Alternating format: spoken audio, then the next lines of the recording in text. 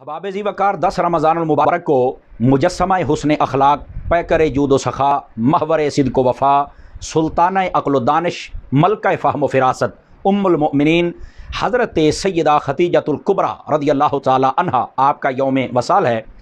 तमाम आशिकान रसूल से अर्ज़ है कि ज़्यादा से ज़्यादा इसाल सवाब आपकी खिदमत में पेश फरमाएँ। वाक़या फ़ील से 25 साल पहले आप दुनिया में जलवागर हुई। आपके वालिद ने आपका नाम खतीजा रखा। आप शुरू से ही इंतहाई खूबसूरत किरदार की मालिका थीं। लोग आपको ताहिरा के लक़ब से याद करते थे और ज़माना जाहिलियत में ही आपने बुत परस्ती से बेजारी का ऐलान कर दिया था। इंतहाई ज़हीन व फ़तीन होने के साथ साथ आप मालदार भी थीं और अपना माल तिजारत शाम और दूसरे ममालिक में भेजा करती थी।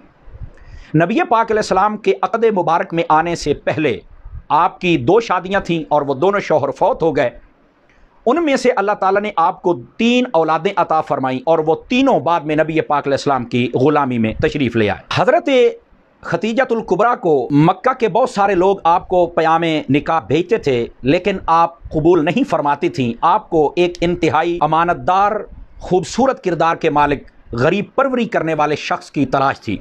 नबी पाक अलैहिस्सलाम के बारे में उन्होंने बहुत कुछ सुन रखा था, अगरचे कि अभी ऐलान नबूवत आपने नहीं फरमाया था। अपनी सहेलियों से भी मशवरा करती थीं और एक मरतबा अपने ग़ुलाम से कहा कि आप जनाब मोहम्मद अरबी सल्लल्लाहु अलैहि वसल्लम से फ़रमाएँ कि हमारा माल तिजारत लेके जाएँ और जितना मुनाफा होगा हम आपको इतना हिस्सा भी देंगे।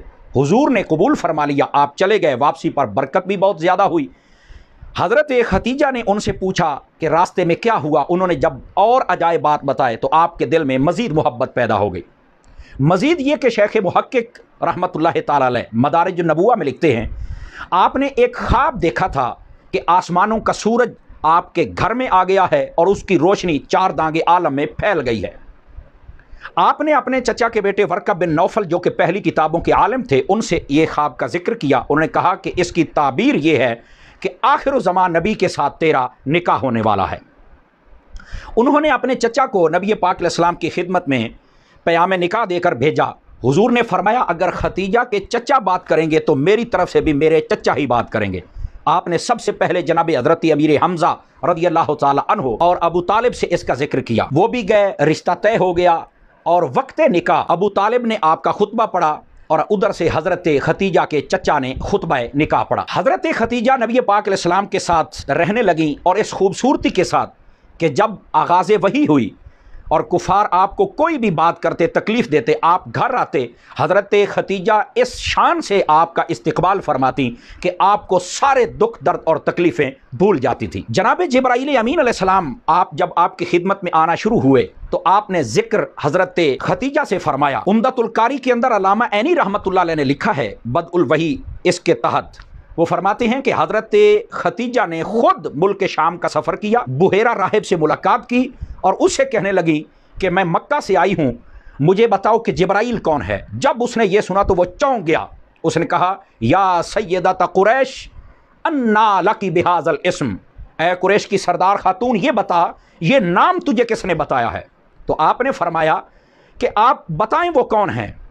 उसने कहा बताएं तो सही। तो आपने फरमाया पहले आप बताएं। उसने कहा ये जिब्राईल अल्लाह का मुकर्रब फरिश्ता है।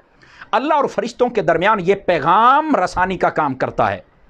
शैतान ना इसका नाम रख सकता है, ना इस फरिश्ते जैसी शक्ल बना सकता है और ना ही इस जैसी कोई बात कर सकता है। उसके बाद आपने जब बताया तो उसने आपको मुबारकबाद पेश करके रवाना फरमाया।